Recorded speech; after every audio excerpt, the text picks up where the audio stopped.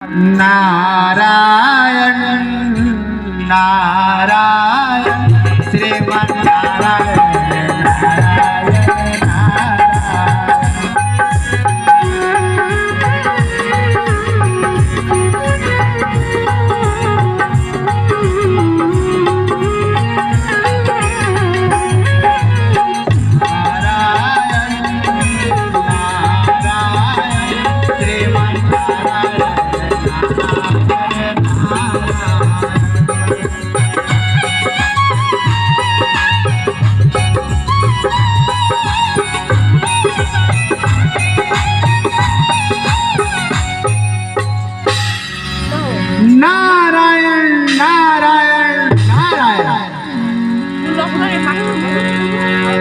भगवान श्री हरि और माता लक्ष्मी के चरणों में नारद का प्रणाम स्वीकार।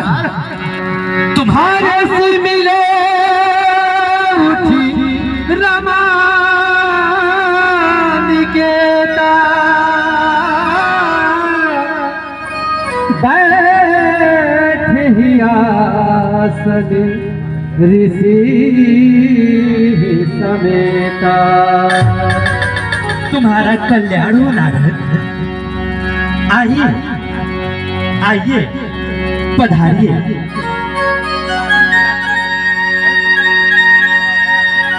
अरे बोले हंसी चराचर राया, बहुत सुनने की नींद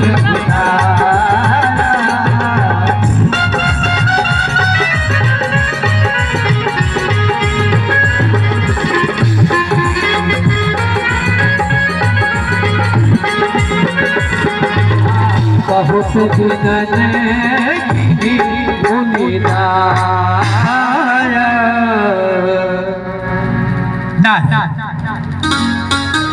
आज बड़े दिनों के बाद तुम्हारा वैकुंठ लोक पे आना हुआ है। बड़े दिनों के बाद ये दया मुझ पर आज की है। नारद, तुम्हारा मुखमंडल प्रसन्नचित लग रहा है। तुम तो मृत्यु लोक का भ्रमण करते रहते हो। नारद, बताओ मृत्यु लोक का क्या समाचार है और तुम्हारा प्रसन्नता का क्या राज है? नारायण नारायण नारायण, क्या बताऊं प्रभु, क्या बताऊं। नारद, जैसा कि तुम्हारा नाम है नारद, अर्थात जिसका प्रयोजन कभी रद्द नहीं होता उसी को नारद कहते हैं। नारद, तुम तो बिना प्रयोजन के कहीं आते और जाते नहीं हो, और तुम्हारा मुखमंडल बता रहा है कि जरूर कोई ऐसी प्रसन्नता वाली बात है जो तुम मुझे बताने आए हो। बोलो। काम चरित नारद सब भासे, काम चरित नारद सब भासे, यद्यपि प्रथम पर जी शिवराखे। नारायण नारायण नारायण, ये तो सब आपकी अनुकंपा है प्रभु, ये सब आपकी अनुकंपा है। नारद, शास्त्र कहता है कि ऋषि मुनि के आगमन मात्र से ही सारा स्थान पवित्र हो जाता है। जब भक्त भगवान के यहाँ पधारता है तो भक्त और भगवान में कोई अंतर नहीं रह जाता। नारद, अपने मन में संकोच न करो और प्रसन्नता वाली बात मैं तुम्हारा ही मुख से सुनना चाहता हूँ। अत्यंत शीघ्र बताओ। क्या बताऊं प्रभु, आप तो सर्वव्यापी हैं, आप सर्वज्ञ हैं, आप सब कुछ जानते हैं प्रभु, फिर भी इस दास से पूछना चाहते हैं। नारद, तुम तो जानते हो मैं भक्तों के लिए कुछ करने के लिए विवश हूं। नारद, यदि भक्त अपने मुखार बिंदु से अपनी बात मुझसे कहता है तो मुझे अत्यंत प्रसन्नता होती है। इसलिए नारद, बड़े दिनों के बाद तुमसे मुलाकात भी हो रही है, इसलिए वह बात अति शीघ्र बताओ। क्या बात है जो तुम इतने प्रसन्नचित लग रहे हो? हे दया निधान, हे भक्तों के दुख को हरने वाले, हे सर्वज्ञ, यदि आप सब जानते हुए भी मेरे ही मुख से सुनना चाहते हैं तो बताता हूं। बताओ नारद। नारायण नारायण नारायण। हे भगवान, मैं भ्रमण करता हुआ हिमालय की तराई में गया और वहां बहुत ही सुंदर और पवित्र स्थान देख मेरे मन में आया कि क्यों ना मैं अपने प्रभु श्री हरि का कुछ दिन वहीं पर ध्यान लगाऊं। परंतु नारद, इसमें नई बात क्या है? वो तो तुम मेरा निरंतर प्रतिदिन ध्यान करते रहो। परंतु भगवान, कुछ नवीन बातें हैं। नारायण नारायण नारायण। नवीन बात है? हाँ भगवान, आगे कहो ना, आगे कहो। भगवान, वहां का सुंदर दृश्य देख मैंने तपस्या करना शुरू कर दिया। फिर क्या हुआ? मेरे तपस्या के प्रभाव से इंद्र का इंद्रासन हिलने लगा और उन्होंने इंद्रासन छिन जाने के डर से अपने मित्र कामदेव को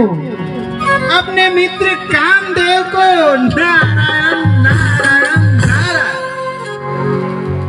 अपने मित्र कामदेव को, अर्थात यह कहना चाह रहे हो कि तुम्हारी तपस्या भंग करने के लिए कामदेव को भेजा? प्रभु, आप तो सब कुछ जानते हैं, आप सर्वज्ञ हैं, पूछ रहे हैं, आपका अनुमान सत्य है, आपका अनुमान सत्य है प्रभु, आपका अनुमान सत्य है। आगे बताओ नारद, फिर क्या हुआ? भगवान, जब मैं तपस्या करने लगा तो इंद्र अपने मित्र कामदेव को पूरे दल बल के साथ रंभा, मेनका, उर्वशी जैसी अप्सराओं को लेकर मेरे पास आया। फिर कामदेव ने अपनी पूरी शक्ति लगा दी प्रभु, पूरी शक्ति लगा दी। नारायण नारायण नारायण। अर्थात कहना क्या चाह रहे हो नारद? आगे बताओ। भगवान, उसका कोई भी अस्त्र शस्त्र मेरा कुछ नहीं बिगाड़ सका प्रभु, मेरा कुछ नहीं बिगाड़ सका। नारायण नारायण नारायण। फिर जानते हैं क्या हुआ प्रभु? क्या हुआ? कामदेव ने त्राहिमाम त्राहिमाम त्राहिमाम करता हुआ मेरे इन चरणों में गिर पड़ा प्रभु। नारायण नारायण नारायण। और बोला, हे ऋषिराज, आज से आप कामदेव जीत कहलाए। नारायण नारायण नारायण। भगवान, यही समाचार सुनाने के लिए आपके सन्मुख उपस्थित हुआ हूँ। भगवान, रूखे बदन करी वचन मृदु भगवान,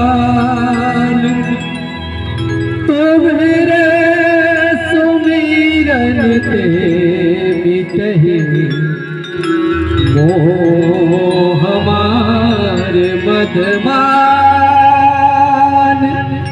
मोह हमार मदमान।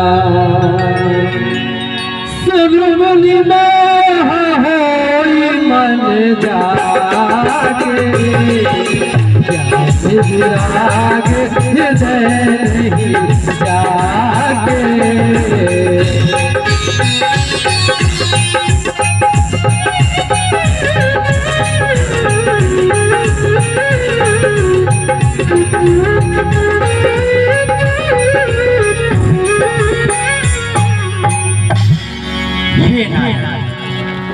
वो उसके हृदय में होता है जिसके हृदय में बैराग नहीं होता। आप तो धीर पीर और ब्रह्मचर्य व्रत का पालन करने वाले, भला आपको कामदेव कैसे पीड़ित कर सकता है? हे नायक, आप तो ऐसे महान ऋषि हैं जो काम, क्रोध, मद और लोभ आपको छू भी नहीं सकता। नारद, तो तुम्हारा जरा सोचो, कामदेव कैसे अहित कर सकता था? भगवान,